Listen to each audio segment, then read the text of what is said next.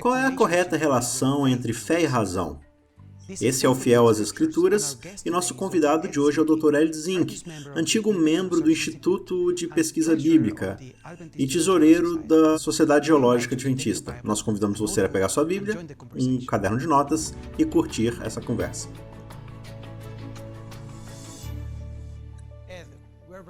Ed, nós estamos muito felizes em ter você aqui novamente. Muito obrigado, é sempre um prazer ter uma conversa com você. Nós vamos falar hoje acerca de um tópico que está na fundação de tudo aquilo que fazemos quando lemos as Escrituras. Qual é o papel da razão e da fé à medida em que nos aproximamos da Escritura? Por isso, a primeira pergunta que eu gostaria de fazer para você é: como nós relacionamos a razão com a fé em geral? Sim, todos nós queremos uma fundação sólida para a nossa teologia, para a forma como vemos o mundo, o nosso pensamento e assim por diante. E existem muitas formas diferentes em que as pessoas tentam construir esse fundamento sólido. Por exemplo, só um pouco de terminologia aqui. Cada um dos sistemas a seguir tentaram ter uma fundamentação humanística para a fé. E por humanismo eu quero dizer um sistema que confie em algum aspecto da humanidade. Por exemplo, o racionalismo confia na razão apenas como fundamentação. Mas isso é diferente da razão. Todos os sistemas que nós vamos falar usam a razão. Qual é a diferença, então, entre elas? Bem, o racionalismo faz da razão a fundação, enquanto que para os outros sistemas é uma ferramenta, é um trabalho para se utilizar, mas outra coisa é a fundamentação. Por exemplo, com o empiricismo, são sentidos, 5 sentidos que são a fundação. Então, o que você pode ver, o que você pode tocar, você pode provar com os sentidos, são as bases para a verdade. Sim, certo? Então, a ciência moderna são sistemas empíricos. O existencialismo geralmente é usado de um jeito ou de outro como fundamentação para o pensamento.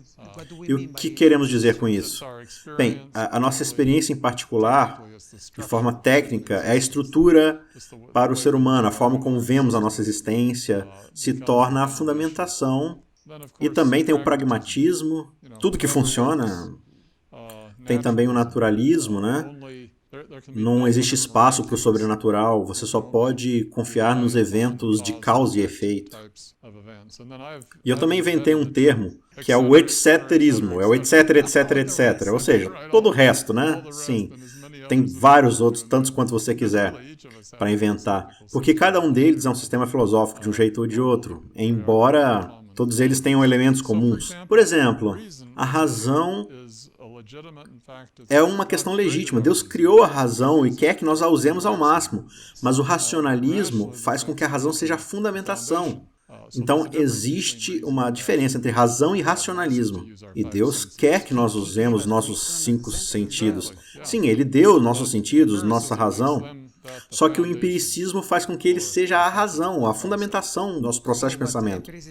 Então o empiricismo vai me dizer que se eu posso provar empiricamente, então é verdade. Se eu não posso provar empiricamente, não é verdade.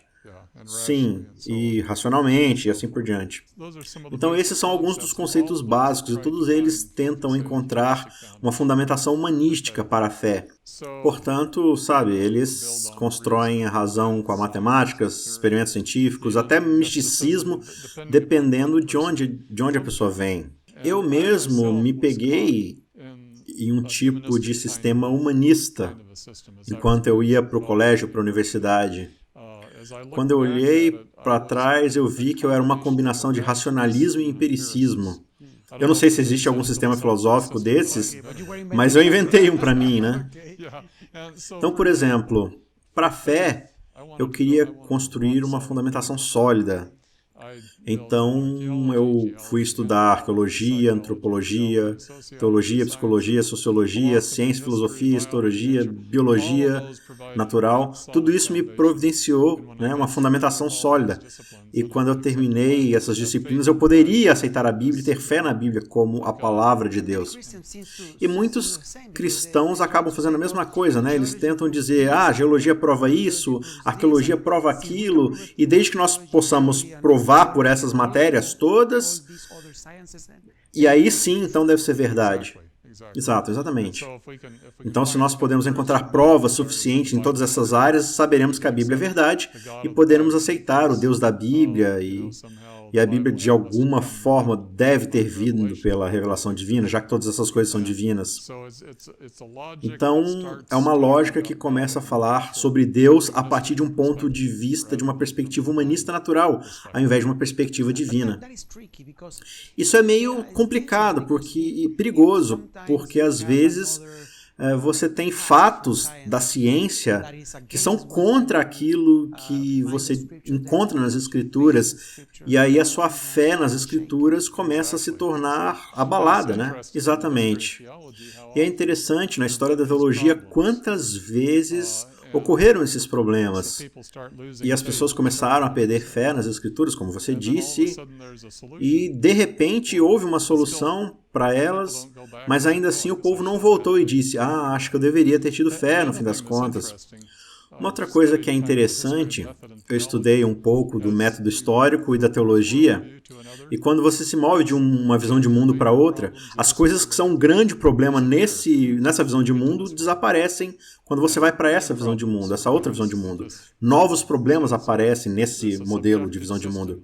Então é um sistema subjetivo que a gente impõe sobre as Escrituras. E é isso que eu estava tentando fazer. Eu estava tentando construir um sistema humanista que eu pudesse aceitar a Bíblia como palavra de Deus. E aí eu descobri que o meu sistema realmente estava dependendo da minha razão, né, dos meus ombros, da minha força. Eu queria construir uma fundamentação sólida para essa casa e eu estava colocando isso em cima de mim, da minha capacidade. Só que é um peso muito grande para se carregar, né? Sim, é um peso muito pesado. Eu achei que eu dava conta, mas eu não sabia que havia uma outra forma de olhar para o universo e para Deus. Então foi assim que eu me propus a fazer quando eu fui estudar teologia. E o que você fez quando descobriu que as coisas não deveriam ser assim? O que aconteceu? Bem, essa é uma boa questão. É uma história muito longa. Eu vou contar em algum outro momento, mas um professor meu acabou apontando que eu estava me alimentando, na verdade, de teologia medieval, mais do que teologia adventista. E a minha metodologia, claro, acreditava nas doutrinas, mas a forma como eu estava operando, que eu estava estudando, estavam vindo fora de um pensamento adventista ou de um pensamento bíblico. Eles estavam vindo do escolasticismo da Idade Média.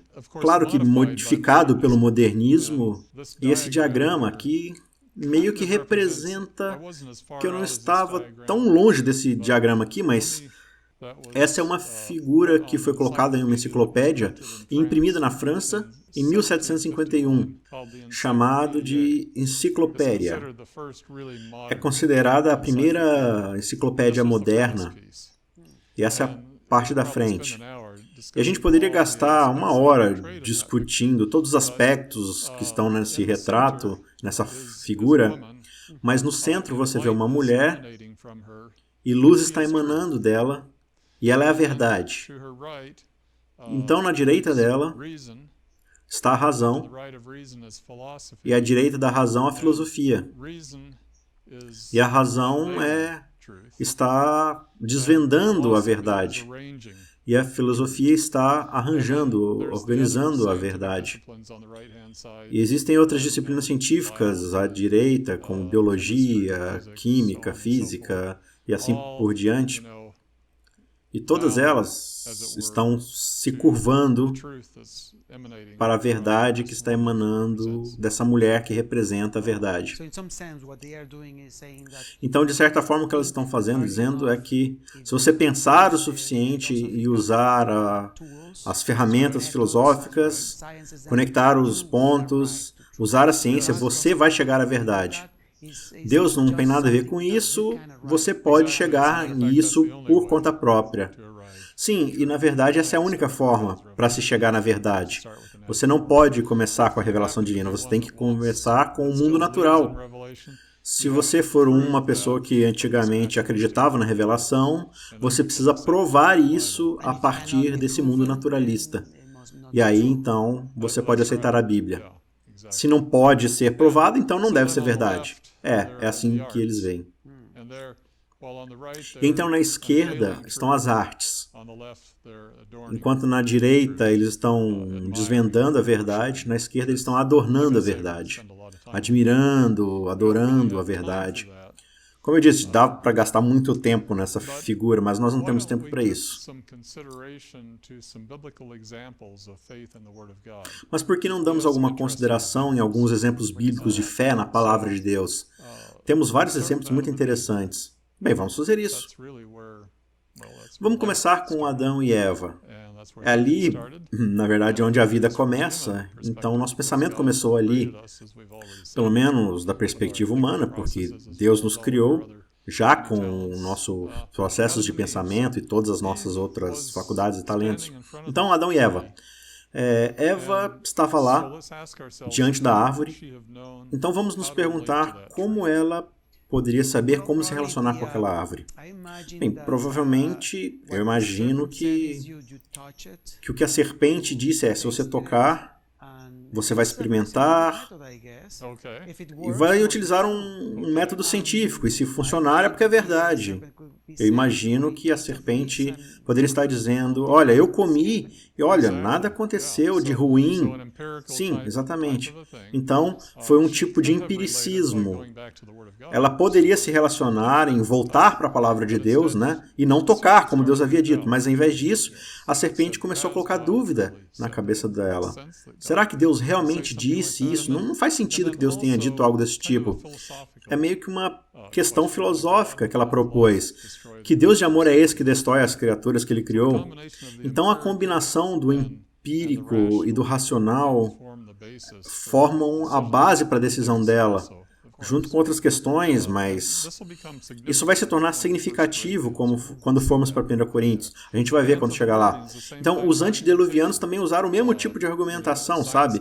Olha, se a ciência nos diz que não chove, e além de tudo, que é Deus de amor é esse que destrói as criaturas que Ele criou, e a combinação do empiricismo e do racionalismo formaram as bases do pensamento que eles tinham lá.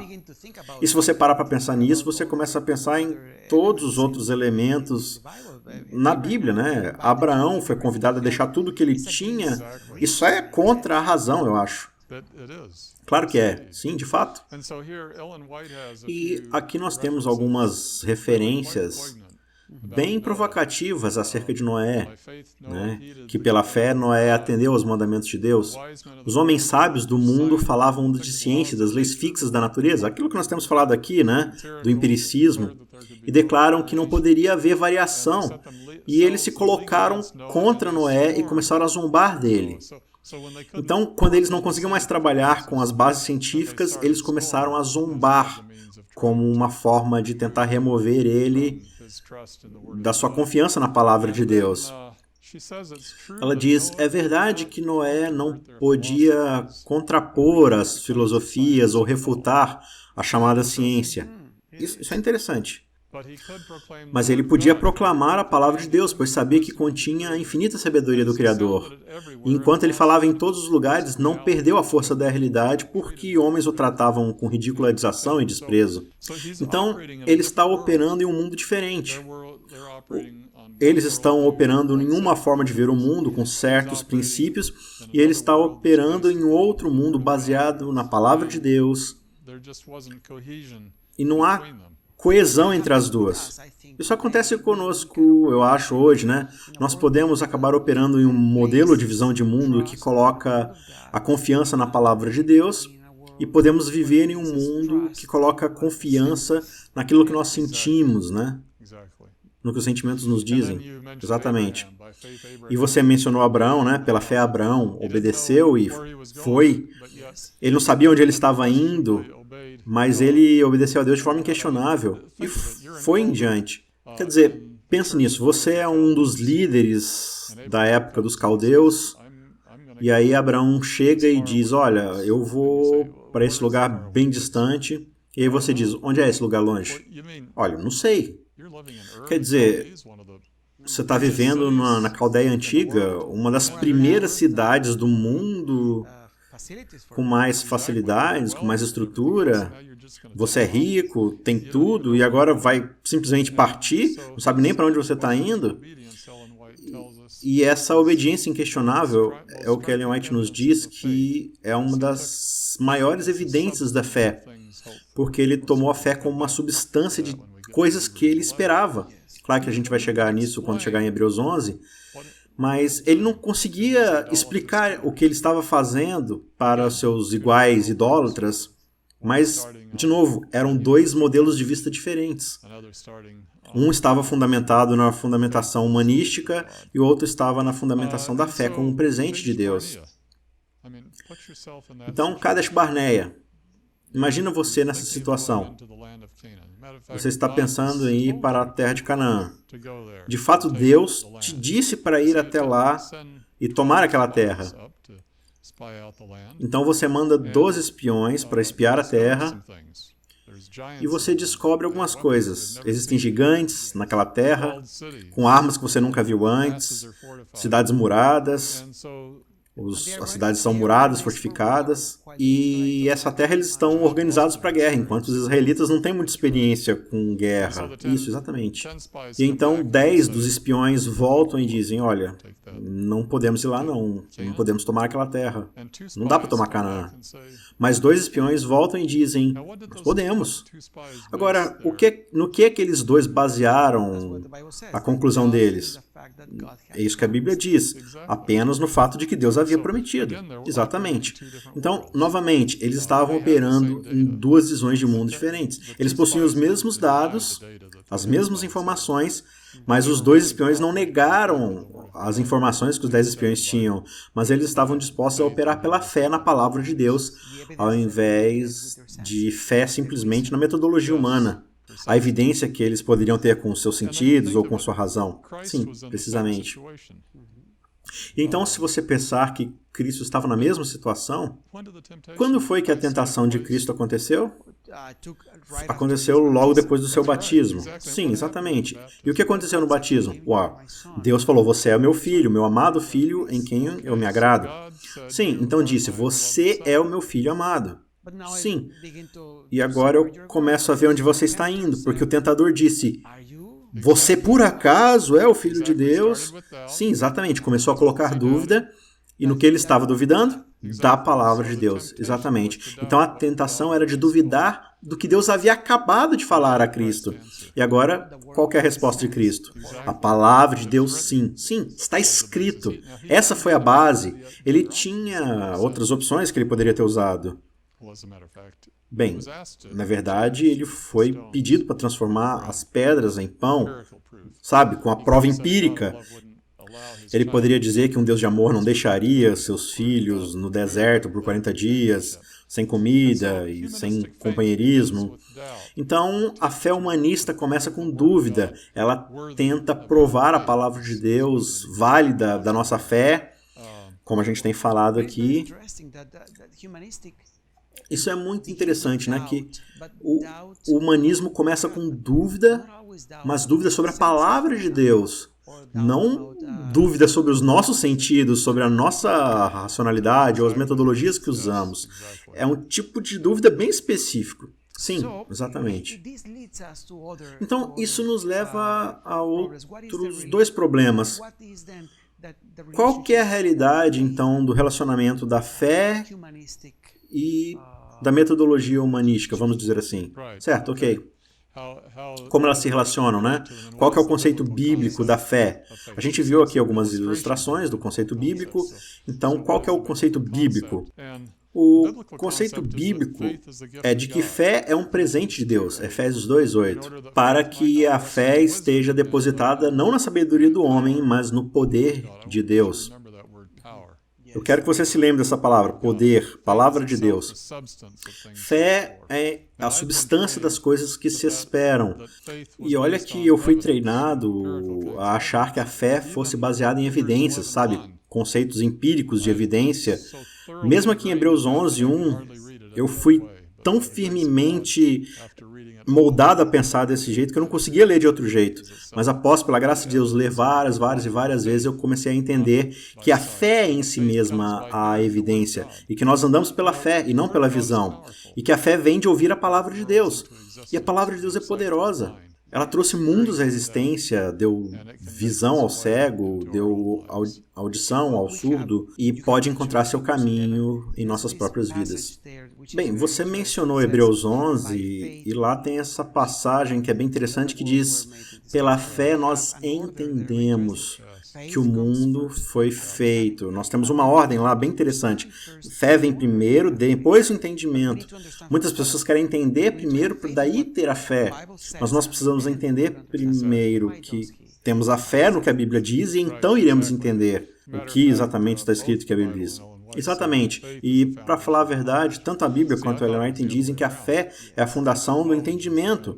Eu pensava que era do outro jeito. Eu pensava que o entendimento era a fundamentação da fé. E aqui diz que quando nós temos fé na palavra de Deus, aí será possível que nós tenhamos entendimento. E claro, o Espírito Santo trabalhando em nossas vidas, na medida que lemos a palavra de Deus, ele traz o poder da palavra de Deus para as nossas vidas. Então, sabe, o nosso papel é pregar o Evangelho. Eu pensava que o meu papel era convencer, mas esse é o papel do Espírito Santo. O meu papel é trazer o Evangelho e deixar que o Espírito Santo faça o seu trabalho. E eu achava que eu deveria tomar o lugar do Espírito e dizer: Espírito, por favor, dá licença, eu consigo lidar com isso. Eu consigo lidar com isso melhor do que você consegue. Só fica aí de lado e eu vou fazer meu trabalho. É bem interessante porque muitas vezes nós ouvimos, eu já ouvi muitas tentativas de quando a gente tenta fazer essas cruzadas com tentativas de provar que a Bíblia está dizendo a verdade, porque arqueologia, geologia, é isso ou aquilo, essa é a evidência, aquela evidência que prova isso ou aquilo. E você trouxe um ponto bem interessante aí. Eu não acho que seja ilegítimo para a gente usar esses sistemas. Assim como nós dissemos, né, Deus nos deu nossos sentidos, Ele nos deu nossa razão, mas se nós tentamos usá-los como a fundamentação, o fundamento, aí estamos enganando as pessoas que estamos tentando converter, ao invés de conduzi-las a Jesus Cristo, para que tenham fé nele, ao invés de fé nesses sistemas humanistas, né? Ter fé em Jesus Cristo, o próprio Jesus Cristo. Então, o que você está tentando dizer é que nós não devemos descartar a ciência. Nós simplesmente devemos ir à palavra de Deus, ver o que ela diz, e aí quando nós entendemos o que a ciência diz, o que a evidência empírica diz, o que nossos sensos dizem, aí vai começar a fazer sentido e vai começar a providenciar significado acerca do que nós estamos vendo nas nossas vidas ou ao nosso redor. Então, essa seria a função correta da ciência e outros dados científicos, empíricos. Cristo é a luz do mundo. Se nós apagarmos todas as luzes, o que a gente vai conseguir ver? Nada. Mas quando você liga a luz, aí você começa a ver ao seu redor. Então, como vamos até a luz de Cristo, vemos a sua palavra e começamos a entender essas coisas. E Paulo estava meio que se referindo a isso quando ele estava falando com os coríntios, quando ele diz que os gregos buscam sabedoria e os judeus buscam um sinal. Os gregos querem um racionalismo filosófico, os judeus querem um sinal empírico. Mas, ao invés disso, Paulo prega o Cristo, o poder de Deus para a salvação. Veja, tem uma diferença aí entre esses sistemas. E ele diz que a sua pregação não consistia de palavras persuasivas humanas, mas na demonstração do Espírito e do poder, para que a fé não estivesse colocada na sabedoria humana, mas no poder de Deus. Isso realmente diz algo sobre o que devemos fazer hoje, né? Sim. E, sabe, eu penso tão pouco do poder de Deus e eu comecei a perceber que, sabe, de um lado nós temos o poder da filosofia, da ciência, da história, da psicologia, da sociologia. Para mim isso era tão importante, mas na verdade nós temos o poder da palavra de Deus debaixo do Espírito Santo, e isso é apto a não só mover nossas vidas, mas também ela é apta a nos guiar nosso processo de pensamento. Então não é simplesmente conversão do coração, é também conversão da nossa mente. Isso é importante, ver as coisas da perspectiva de Deus, ao invés de simplesmente a minha perspectiva. Isso é muito interessante, porque eu geralmente me relaciono com a conversão de uma forma que tem mais a ver com o que eu sinto, com outras pessoas, mas você está dizendo que a base está na forma como nós pensamos. Então, conversão implica que... Não, na verdade, é as duas coisas. Sim, então, a conversão envolve uma mudança da visão de mundo. Sim, precisamente. Então, vamos comparar salvação pela fé com entender a palavra de Deus pela fé. Começar pela palavra de Deus pela fé. Então, nós temos sola gratia, somente pela fé, sola escritura, somente pela escritura. Sola gratia, não existe nada que eu possa fazer por mim mesmo para obter a minha justiça. E aí, sola escritura, não existe nada que eu possa fazer para obter uma revelação especial. Justificação não é para ser manipulada e a revelação também não é para ser manipulada pelos humanos. A justiça reside completamente no dom de Deus e a revelação também é um dom de Deus.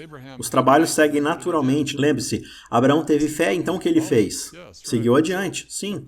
Então, o trabalho epistemológico segue naturalmente. Deus quer que nós usemos a totalidade da nossa razão. O trabalho nunca forma a base da nossa salvação. A epistemologia humana também não é a fundamentação do nosso conhecimento, da nossa vida. Então Deus nos deu tudo e Ele quer que nós trabalhemos em harmonia com a Sua palavra e vontade, ao invés de com uma outra forma humana que vai fazer uma detração da Sua palavra e da Sua vontade. Portanto, quando olhamos para os sistemas naturalistas, como eu comecei a fazer na minha própria vida, na verdade, Cristo e Sua palavra são a rocha firme e nós desejamos começar com a luz do mundo. Eu não sei se você consegue me ver nessa figura. Bem, eu estou tentando olhar para ela e... Você realmente está nessa figura? Bem, se você olhar lá embaixo no canto esquerdo, eu estou lá. Você tem que olhar cuidadosamente. Sabe o que eu estou fazendo? Olha, nem tinha percebido isso. Eu estou segurando uma vela para poder iluminar a luz do mundo. Uau! É bem presunçoso da sua parte, né? Sim, muito presunçoso. Então, eu gostaria de submeter a minha vida a Cristo e Sua justiça e a luz que Ele derrama com Sua palavra através do Espírito Santo em minha vida. E anseio pelo dia em que iremos nos encontrar face a face.